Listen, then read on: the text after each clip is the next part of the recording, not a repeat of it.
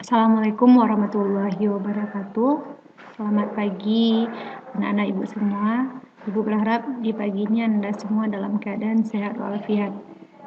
Baiklah, di jam pelajaran keempat ini anak-anak belajar dengan ibu, yaitu belajar fikih usul fikih. Nah, sebelumnya yang harus Anda ketahui, di kelas 10 dulu jam pelajaran fikih usul fikih kita hanya 2 jam. Sementara untuk semester ini kita mendapatkan 3 jam pembelajaran. Jadi akan lebih panjang waktu kita untuk diskusi dan saling berbagi. Baik, minggu kemarin Ibu sudah memberikan sebuah video kepada Ananda yang berhubungan dengan kaidah usuliyah. Nah, di sana sudah dijelaskan apa itu beda fikih, beda usul fikih dan sebagainya. Sekarang Ibu akan langsung masuk ke masalah kaidah usuliyah itu sendiri. Nah, yang pertama, kaidah usuliyah itu ada 5 sebenarnya. Di bab ini kita membahas tentang kaidah yang pertama yaitu al-umuru bil maqasidiha. Ya. Nah, sebelum kita memulai pembelajaran, tentunya Ibu harus menjelaskan kepada Ananda apa saja kompetensi dasar yang Ibu harapkan dari Ananda setelah Ananda membaca materi ini. Yang pertama, Ibu berharap Ananda memahami kaidah pokok dari fikih al-umuru bi maqasidiha ini.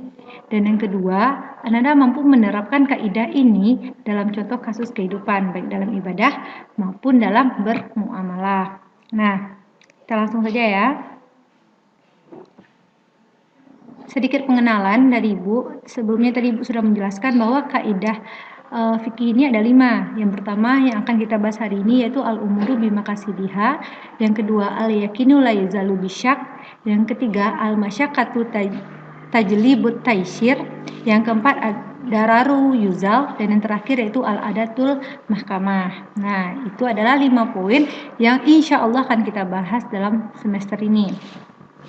Oke. Untuk sedikit pengenalan juga kepada Ananda apa saja itu yang 5 tersebut akan Ibu coba jelaskan secara garis besarnya saja.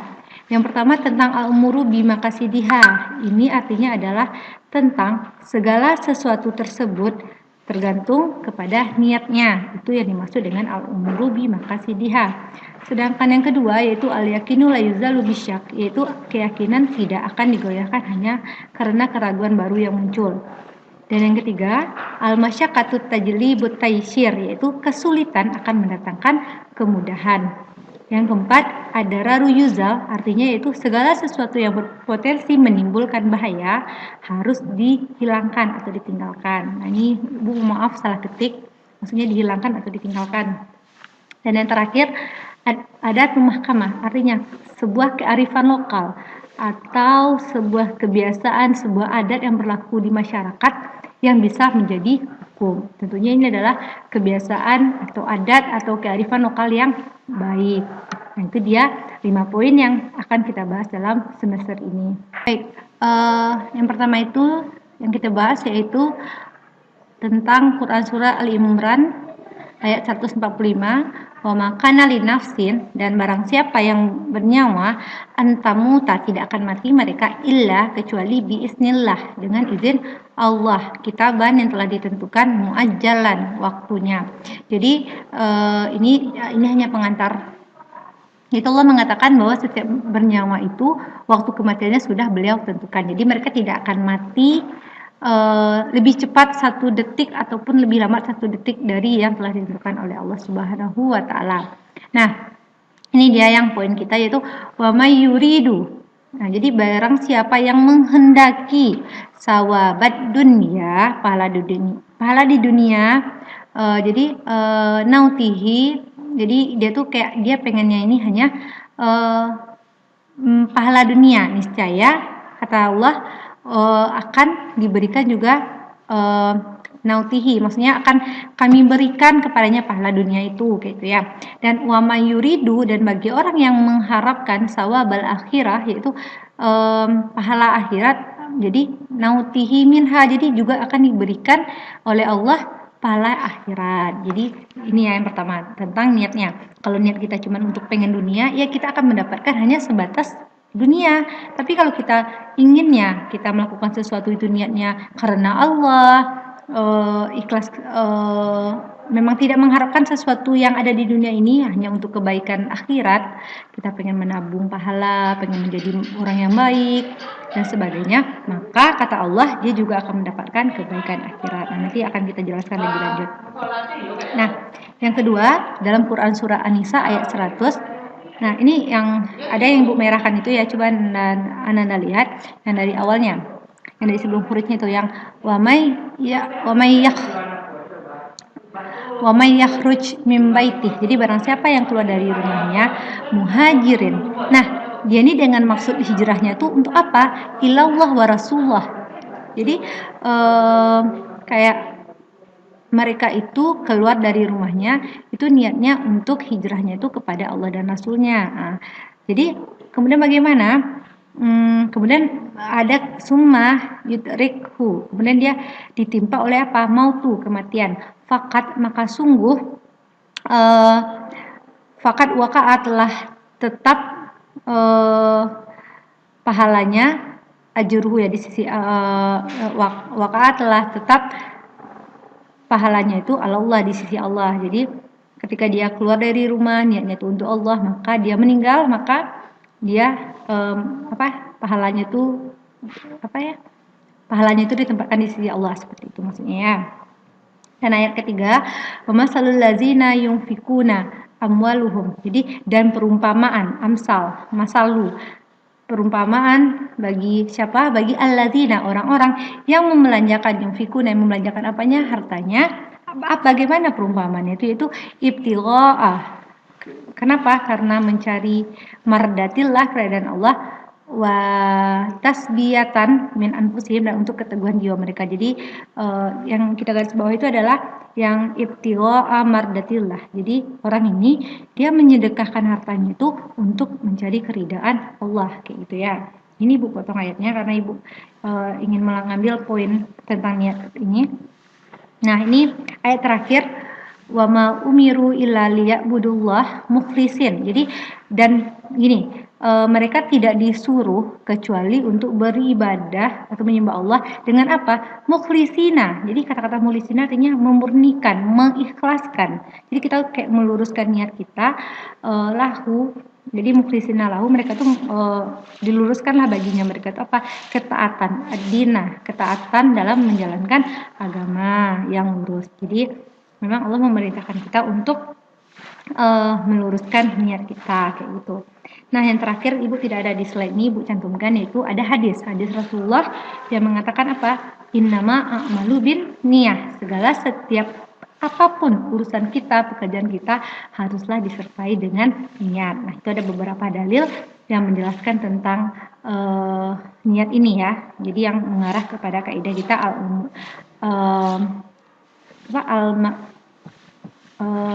kembali kepada ini tadi, al-umuru bimakasidiha kita tadi ya. Nah, itu beberapa dalilnya. Nah, jadi apa makna dari ayat-ayat dan hadis-hadis yang di atas ini? Jadi kesimpulan yang bisa kita dapat itu sebenarnya ada dua poin penting. Jadi yang pertama itu adalah tentang ini, bahwa segala sesuatu yang kita lakukan jika diniatkan untuk duniawi saja, misalnya kita bersedekah biar kita dibilang sama tetangga kita adalah orang yang dermawan, kita pengen pergi ke masjid hanya untuk dibilang orang kita soleh, atau hal-hal baik lainnya yang sebenarnya itu bersifat baik, tapi kita niatkan untuk ria, untuk mendapatkan hal-hal yang bersifat duniawi, maka apa yang kita dapatkan ya memang hanya sebatas duniawi saja. Seperti apa ya, kita hanya dapat pujian saja atau dapat ketenaran nama saja, hanya sebatas itu saja. Sementara ketenangan, kebahagiaan dan pahala di akhirat tidak kita dapatkan. Nah, itu dia.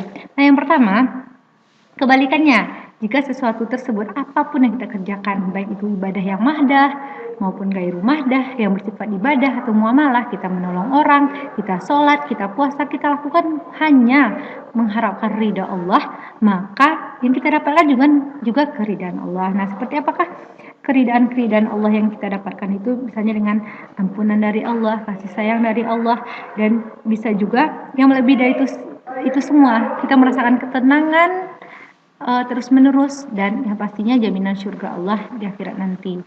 Amin ya Allah, amin ya rabbal alamin. Nah, kita masuk ke poin terakhir, yaitu hikmah. Apa saja hikmah-hikmah yang bisa kita ambil dalam materi al-umuru bimakasidiha ini?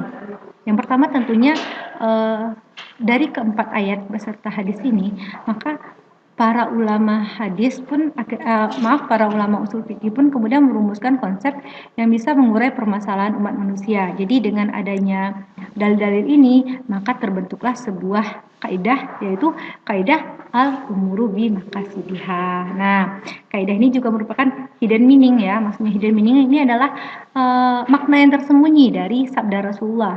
Sabda Rasulullah yang tadi yang tentang inama amalu bin niyah. Jadi dari apa sih maksud hadis beliau yang mengatakan inama amalu bin niyah? Nah, ini dia maksudnya, yaitu kaidah ini. Jadi ibaratnya kayak ini. Kaidah ini seperti bisa memecahkan setiap permasalahan umat manusia. Misalnya ketika kita bertetangga, kita tuh ikhlas membantu tetangga kita. Ketika kita sholat rasanya berat, maka kita ikhlaskan diri kita, maka kita bisa melaksanakan perintah Allah itu dengan hati yang ikhlas, yang lapang. Jadi kita merasakan kebahagiaan, ketenangan yang terus-menerus seperti itu. Nah, yang kedua, hikmah kedua tentang asbabul wurud. Jadi hadis ini turunnya adalah ketika ada salah seorang sahabat yang ikut berhijrah dengan Rasulullah, namun niat beliau itu tidak untuk tidak untuk ikut menyiarkan agama Islam kah, atau tidak untuk mendapatkan ridha Allah, tapi apa yang dia inginkan? Dia ingin menikahi seorang gadis. Nah, kebetulan gadis tersebut juga ingin pergi hijrah. Jadi karena dia pengen PDKT istilah kamu zaman sekarang ya dengan gadis ini, maka ikutlah dia untuk hijrah. Jadi apa yang dia niatkan untuk hijrah, yaitu untuk mendapatkan seorang gadis. Maka yang akan dia dapatkan hanya itu, hanya sebatas itu, hanya dapat gadis, sudah habis. Jadi makanya ibaratnya di sana Rasulullah menegur dia agar dia mau memperbaiki niatnya kembali. Nah, itu hikmah keduanya. Yang ketiga, pentingnya hadis ini, maksudnya dari hadis ini kita mengerti bahwa pentingnya adalah setiap amalan itu harus dengan niat. Maka akhirnya imam Syafi'i menjelaskan panjang lebar dalam kitab fikih beliau tentang setiap ibadah yang membutuhkan niat. Itu ada sekitar hampir 70 bab. Niat taharah apa, niat sholat apa, niat puasa apa. Jadi setiap ibadah itu telah beliau rumuskan masing-masing niatnya, seperti itu ya. Nah, yang terakhir, seseorang yang berniat baik akan mendapatkan hasil yang baik. Nah, jadi jika kita meniatkan sesuatu yang baik, insya Allah akan baik juga kembalinya pada kita. Jadi jangan kamu hanya menyempitkan pola pikir kamu dengan sesuatu yang materi. Misalnya ketika kita bersedekah, kamu berharap, nanti kalau saya sedekah nih Bu, saya akan dapat uang lebih banyak lagi nih. Jangan hanya sampai di sana saja. Tapi ketika kita bersedekah, yang kita harapkan itu apa? Kita dapat, yang pertama tentu kalau di usia kamu masih mengharapkan pahala dari Allah, itu sah-sah saja. Yang kedua, Allah akan memberikan nikmat-nikmat yang lain kepada kita, seperti nikmat keimanan kita terus ditingkatkan oleh Allah. Kemudian kita selalu diberi kesehatan, orang tua kita diberi kesehatan, dan kamu berprestasi di sekolah. Jadi itu juga merupakan suatu nikmat yang luar biasa. Nah, itu dia ya. Dan jika saat ini kita masih agak berbelok-belok niatnya, maka mulailah untuk diluruskan, karena dikatakan bahwa setiap niat yang baik maka akan mendatangkan perbuatan-perbuatan yang baik. Jadi ketika kamu berniat baik nih, saya pergi ke sekolah karena Allah, atau saya pergi ke sekolah ingin mendapatkan ilmu, maka insya Allah kamu ketika di sekolah kamu menjadi pribadi yang baik. Kamu memang duduk dengan baik di kelas, kamu mendengarkan guru dengan baik, karena memang niat kamu itu gitu. Jadi ketika kita niatnya ke sekolahnya untuk bertemu dengan teman, untuk bermain-main, maka juga akan memunculkan perbuatan-perbuatan yang tidak baik. Misalnya kamu cabutlah, tidurlah, dan sebagainya seperti itu. Jadi niat yang baik akan menimbulkan perbuatan yang baik. Nah, baiklah, mungkin sampai di sana penjelasan dari Ibu. Mohon maaf apabila ada kesalahan kata. Nah, untuk Ananda yang belum paham, mari nanti Ibu akan mengirimkan tautan grup. Nanti kita sama-sama diskusi di sana. Billahi taufik. Assalamualaikum warahmatullahi wabarakatuh.